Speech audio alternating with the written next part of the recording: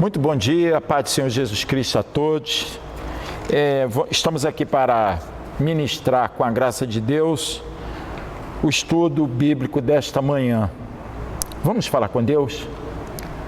Senhor nosso Deus e nosso Pai, te agradecemos, Senhor Deus Todo-Poderoso, por tudo quanto Tu tens feito em nossas vidas.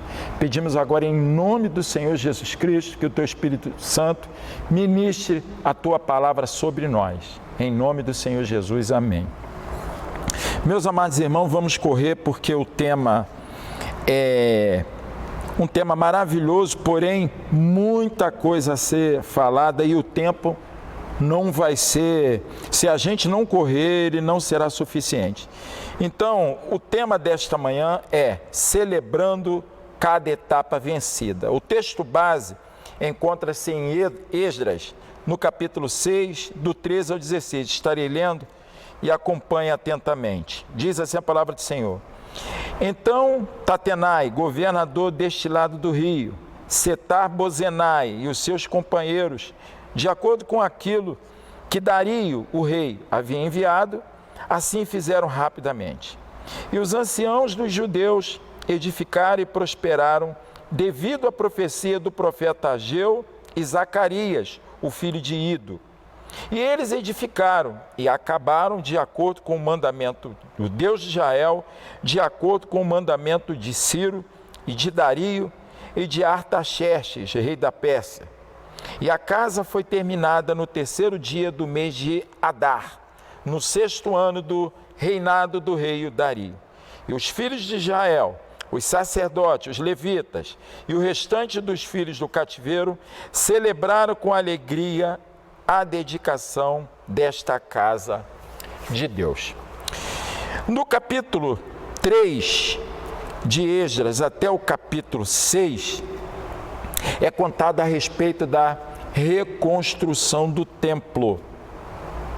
No capítulo 3, os preparativos para os fundamentos do templo do Senhor. Os preparativos para os fundamentos do templo do Senhor.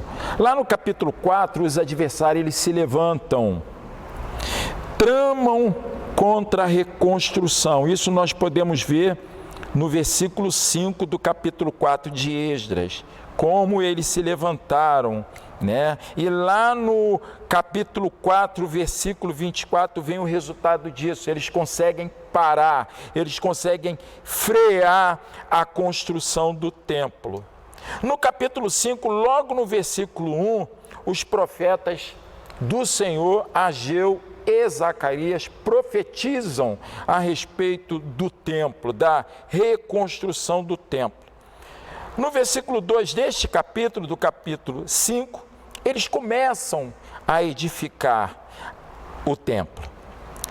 Tentaram frear novamente, logo em seguida, no versículo 3 e no versículo 4, nós observamos que novamente os adversários se levantam e tentam novamente frear a obra da reconstrução do templo.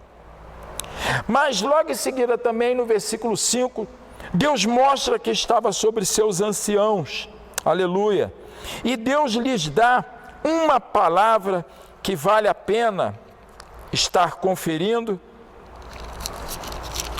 no versículo 5 do capítulo 5. Porém, os olhos de Deus estavam sobre os anciãos dos judeus, para que eles não pudessem fazê-los cessar, até que a questão viesse até Dario. E então eles retornaram a resposta por carta acerca dessa questão. Então, foi Deus, uma ação de Deus que fez com que eles continuassem, porque havia uma profecia a respeito da reconstrução do templo e que ela seria finalizada.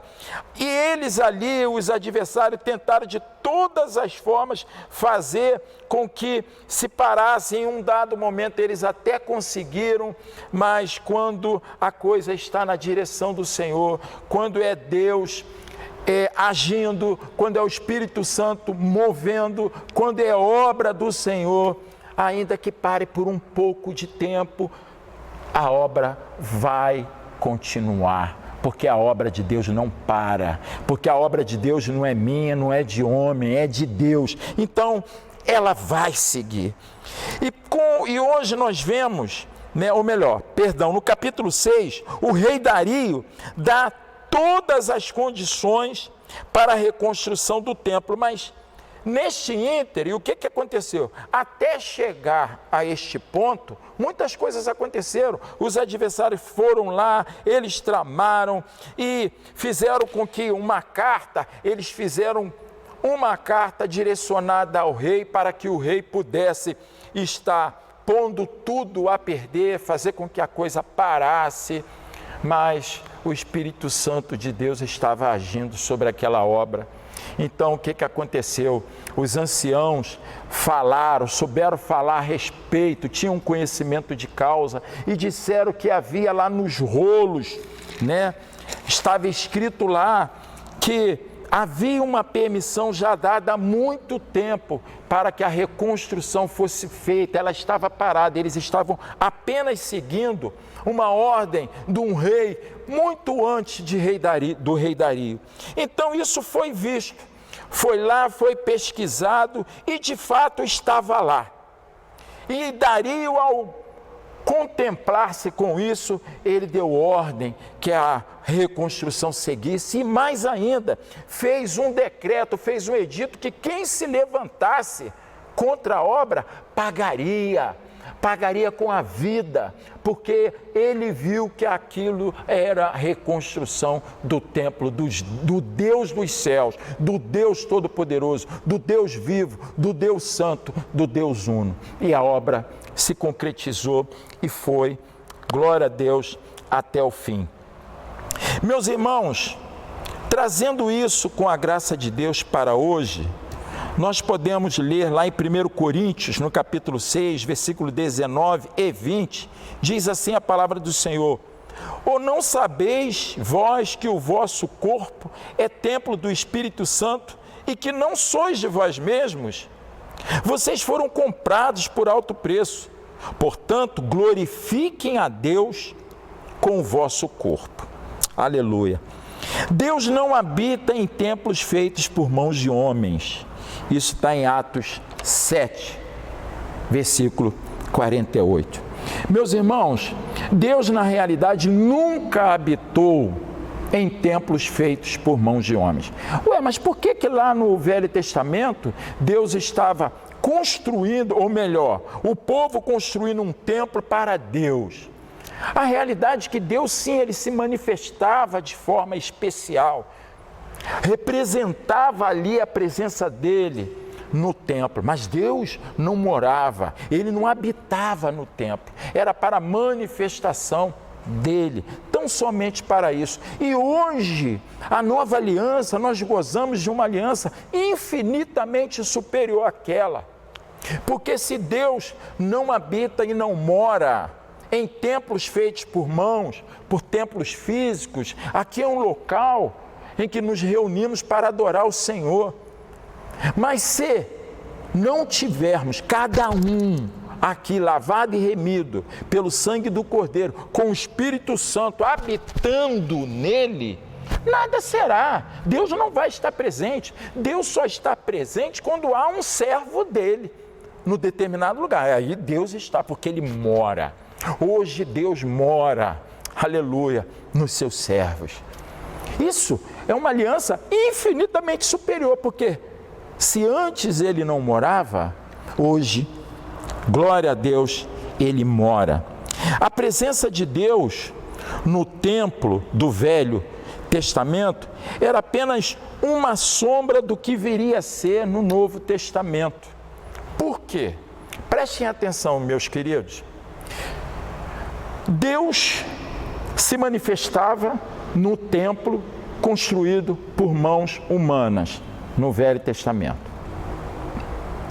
Isso mostrava que Deus teria um templo no futuro, não por mãos de homens, não feitas por mãos de homens. Hoje, nós, Igreja do Senhor, recebemos o Espírito Santo em nossas vidas e Ele faz habitação. Hoje Ele mora. Aquilo era uma sombra do que seria na nova aliança, né? Aquilo foi apenas para mostrar o que seria, que nós teríamos um prazer muito maior por vivermos numa nova aliança com a vinda do Senhor Jesus Cristo. Ele veio, Ele morreu, Ele ressuscitou, Ele foi para que o Espírito Santo pudesse vir e habitar em nós. Diz a palavra do Senhor: Deus habitaria no homem mediante o recebimento do seu Filho. Isso nós podemos ver no Evangelho de João, no capítulo 14, no versículo 23, diz assim: Jesus respondeu e disse-lhes: se alguém me ama, guardará a minha palavra, e meu Pai o amará, e viremos para ele e faremos nele morada. Prestem bem atenção. E aquele que guardar a minha palavra, meu Pai o amará, e viremos para ele e faremos nele morada. O que nós entendemos? Que o Espírito de Deus só faz morada naqueles que amam e guardam a palavra do Senhor. É o que diz a palavra do Senhor. Amém? Como no Velho Testamento, assim também no Novo Testamento, temos oposições. É óbvio, de todas as partes.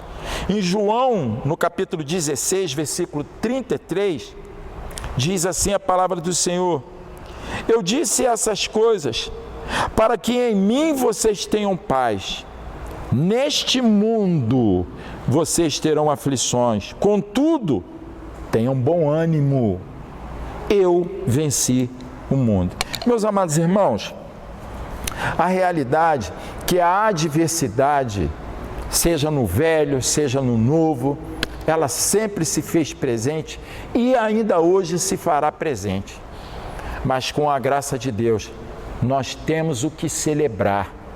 Celebrando cada etapa da vida em Cristo Jesus, porque ainda que as adversidades aí estão, aleluia, nós temos o Senhor conosco.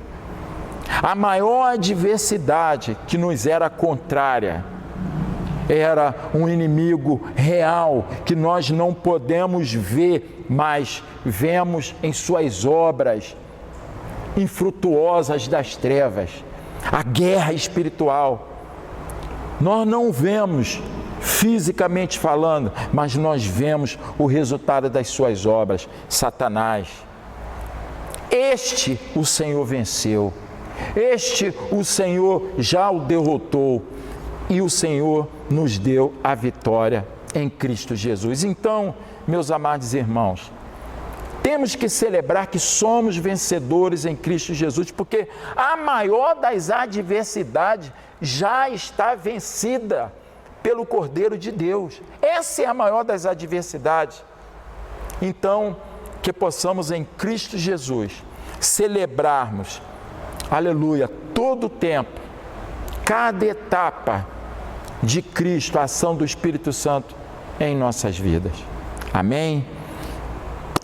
Aqui eu me despeço, um até breve, e peço que pela misericórdia do Senhor, o Espírito Santo de Deus possa estar ministrando melhor sobre suas vidas. A paz do Senhor Jesus Cristo e o Senhor os abençoe.